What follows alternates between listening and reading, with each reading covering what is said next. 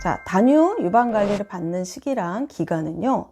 자, 젖 끊기 시작할 때부터 빨리지도 말고 짜지도 말고 하루나 이틀이나 3일 정도 젖을 참고 오시면 됩니다. 자, 단유는요, 짜내면 빨리 안 줍니다. 그래서 단유 관리를 받기 전에 유축을 하고 가면 그만큼 젖은 안 줍니다. 안 빨리기 시작해서 한 방울도 안 나올 때까지 기간은요, 전량에 따라 다른데 보통 1달 반에서 2달 정도 걸립니다. 그래서 단유 유방 횟수는요, 보통은 3번 정도, 젖이 많은 경우는 4번 정도 받으시면 됩니다. 그리고 단유 7일차까지는요, 젖이 많이 나옵니다. 만약에 하루만 해도 아프시면 오실 수도 있고요. 3일차까지는 잘 참고 유방관리를 받으시면 아프지 않게 젖이 줄어들고요. 그 다음 일주 후에는요, 고인 젖은 많이 나오지만 차는 느낌도 없고 전혀 아픈 느낌도 없을 정도로 줄어듭니다. 자, 마지막으로 3주에 나오는 젖은요, 산화가 돼서요, 이렇게 색이 노랗고 끈적이게 나옵니다. 이 끈적거린다는 것은요, 그냥 놔두면 더 끈적거리다가 굳어진다는 뜻입니다. 그래서 단유는요, 이 마지막에 이 끈적거리는 젖을 다 빼는 것입니다. 그리고 저는 1달 후에 젖이 나오는지 안 나오는지 확인을 해줍니다. 이 전문가인 제가 짜면요, 더 잘 나오니까요. 제가 짜서 확인했을 때 젖이 아예 한 방울도 안 나오든지 아니면 나와도요, 노랗고 끈적이지 않고 다시 맑은 젖 색깔로 바뀌어서요, 이렇게 방울방울 정도 맺힌 정도면 단유가 잘 된 것입니다. 그런데 이때요, 젖이 많이 나오면 2개월 후에 다시 확인해주고 또 이때도 나오면요, 안 나올 때까지 확인을 해줍니다. 왜냐하면요, 이 단유요법은 호르몬과 직결되기 때문에 확인이 더 중요합니다. 만약에요, 계속 젖이 나올 경우는 이것 또한 비정상적이기 때문에요, 검사를 해봐야 합니다. 마사지만 하는 것은 유방관리 전문가가 아닙니다. 이 확인까지 한 후에 계속해서 젖이 나오는 경우는요, 기간이나 나오는 전량에 따라 다르지만 이 프롤락틴 유주분비 호르몬을 검사해 봐야 합니다. 아기가 젖을 빨지도 않는데 젖이 빠는 것처럼 계속 나오면요, 뇌하수체 이상이나 호르몬의 불균형으로 이 불임의 원인까지도 될 수 있습니다. 혹시 주변에요, 첫째 낳고 둘째가 안 생기는 경우는 이 호르몬의 불균형이 원인인데 모르고 계셨던 거죠. 그래서 호르몬 치료를 받고 둘째를 갖는 경우도 있는데 이 단유를 안 받으시는 경우는요, 발견을 못할 수도 있기 때문에 단유요법이 매우 중요합니다. 이 호르몬 수치가요, 평균 5에서 25 이하여야 하는데 그 이상일 경우는요, 젖이 계속 나올 수 있습니다. 어떤 분은요, 68까지 나오시는 분도 계셔서 호르몬 치료를 받거나 뇌하수체 종양을 발견하시는 분도 계셨습니다. 그래서 단유는요, 그냥 젖만 짜주는 게 아니라 이런 문제들도 미리 예방할 수 있어야 합니다. 그래서 다시 말씀드리지만 유방관리 전문가도 아닌 산후조리원 안에서 이 피부관리사들이 단유 관리를 하는 것은 아닙니다. 그리고요, 단유를 하면 생리가 빠르면 보름 후나 보통은 1달 전후로 생리가 시작됩니다. 처음에는요, 생리 양도 기간도 불규칙하게 합니다. 그러다 몇 달이 지나면요, 규칙적으로 하게 됩니다. 또 제가 단유가 잘 되었는지 확인을 해주는 또 한 가지 이유는요, 자, 이런 경우는요, 호르몬의 불균형이랑 상관없이 단유 후에도 젖이 나올 수 있습니다.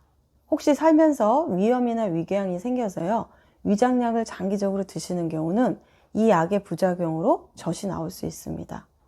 그래서 젖 늘리는 약으로요, 위장약을 처방을 받으셔서 드시는 경우도 있습니다. 저도 예전에요, 위궤양이 생겨서요, 몇 달 동안 위장약을 먹었더니요, 유즙이 조금씩 나와서요, 브레이저에 묻곤 했습니다. 또 정형외과 약 중에서요, 근육이완제 1~2개가 오랫동안 복용을 한 경우 남자도 유즙이 나온 사례도 있었다고 합니다. 그래서 단유 확인을 해주는 이유는 이런 약도 먹은 적도 없는데 젖이 나오는 경우는요, 이 유방에 문제가 있다는 뜻으로 검사를 해봐야 되기 때문입니다. 그래서 확인도 안 해주는 단유는 사실 전문가가 아닙니다. 진짜 유방관리 전문가는요, 마사지만 하고 끝내는 게 아니라 이런 문제도 미리 발견해서 예방까지 해줘야 진짜 전문가입니다.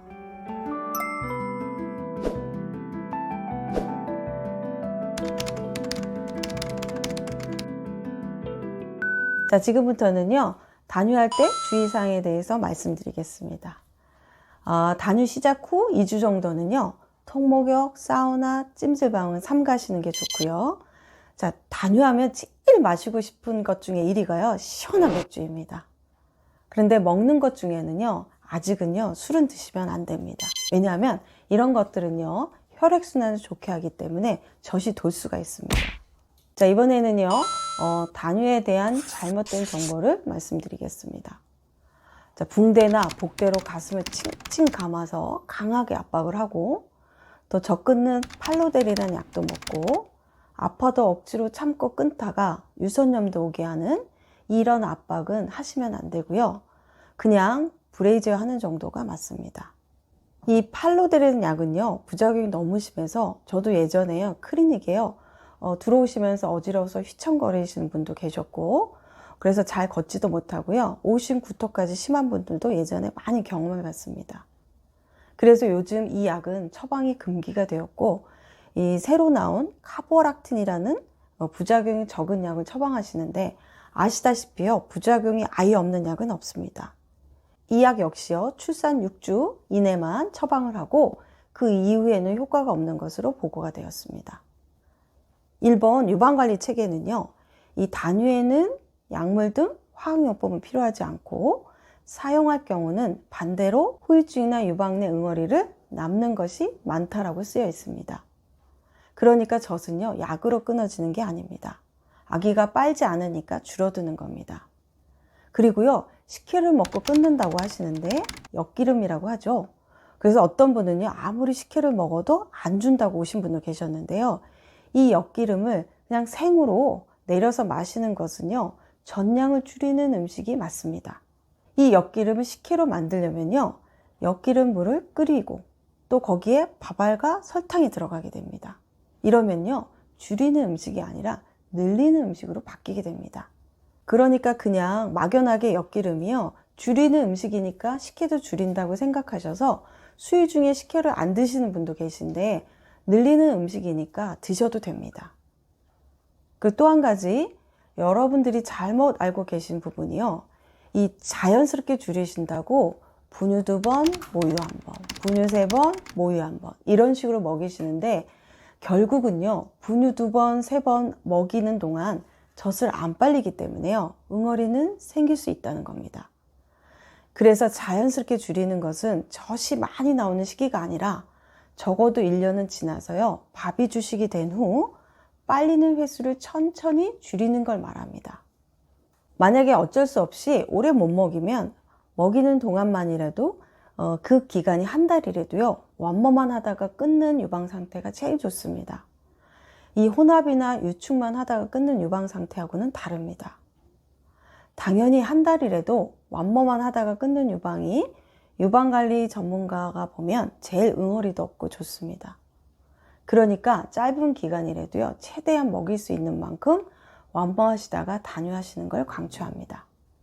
그리고 유축기로 빼는 단유도요, 또한 아닙니다. 왜냐하면 유축기로는요, 응어리가 안 나오기 때문입니다. 그리고 아까 가슴에요, 아기 얼굴을 그려서요, 이제는 네 찌찌가 아니라는 것을 인식시켜 준다고 했는데, 이때요, 동물로 그려주시는 분도 계신데, 그러면요, 아기는 자기 찌찌를 그 동물이 가져갔다고 생각을 해서요, 아예 그 동물을 싫어하는 부정적인 감정이 생길 수 있기 때문에 동물로 그림을 그려주시는 건 좋은 방법이 아닙니다. 제가 예전에요, 이런 경우는 있었습니다. 사실 엄마가 아기를 제일 더 잘 아니까요, 한 엄마가요, 자기 아기는 호빵맨을 너무 좋아한다고 그래서 자기 찌찌를요, 호빵맨 준다고 하면 기분 좋게 줄 수 있어서 빨리 단념을 할 것 같다고 해서 엄마 가슴에 호빵맨을 찾아서 그려준 적이 있었습니다. 결과는요, 역시 아기는 기분 좋게 이제는 자기 것이 아니고 호빵맨 거라고 찾지도 않더랍니다. 자, 정상적으로 받는 단유 외에요, 이런 경우도 단유요법이 필요합니다. 임신 중 유산이나 인공 중절 수술을 한 경우도요, 임신 6주부터 젖만 든 세포에 젖이 만들어지기 때문에 수술 후에 젖이 불어서 젖몸살이 올 수도 있습니다. 또 사산조산으로요, 아기가 사망한 경우도 이 주수나 유선 조직에 따라서요, 전량이 다르게 나오기 때문에 자, 이때도 단유 관리를 추천해 드립니다. 예전에요, 임신 25주에 유산을 한 경우도 젖이 너무 많이 불어서 아파서 오신 경우도 계셨습니다. 수유 중에 신생아 사망이나 그 후에 영아 사망일 때도 또한 갑자기 단유를 해야 되기 때문에 단유 유방 관리를 받으시기를 추천합니다. 예전에 100일 때쯤이요, 영아 돌연사로 안타깝게도 단유를 받으신 경우도 있었습니다. 그리고 오늘 이 단유의 모든 내용에서 마지막으로요, 엄마들이 젖을 끊으면 두 가지 사실을 깨닫게 됩니다. 하나는요, 내 젖량이 적은 게 아니었다는 사실입니다. 왜냐하면 매일 먹일 때는요, 아기가 얼마를 먹는지 모르니까 몰랐는데 이 단유를 하면서 아예 안 먹이니까요, 이 하루도 안 됐는데 너무나 차올라서 가슴이 막 이렇게 축고구만해지니까 또 아프고 흐르고 하니까요, 아, 아기가 이만큼을 먹었구나 하고 그때 느끼십니다. 그리고 또 한 가지는요, 밤에 깨는 게 배고픈 게 아니었다는 사실입니다. 밤에 깼던 게 배가 고파서 깨는 줄 알고요, 깰 때마다 젖을 물려서 재웠는데 이 단유를 하고 보니까요, 오히려 아기가 안 깨고 아침까지 계속 자니까 아, 내가 물리고 재웠다는 걸 깨닫게 됩니다. 이 단유 영상을 보시고요, 어떻게 단유를 하시는 게 옳은 건지 잘 판단하셔서 이 내 유방을 건강한 유방으로 유지하시기 바라겠습니다. 자, 오늘은 여기까지. 감사합니다. 행복한 육아 되세요.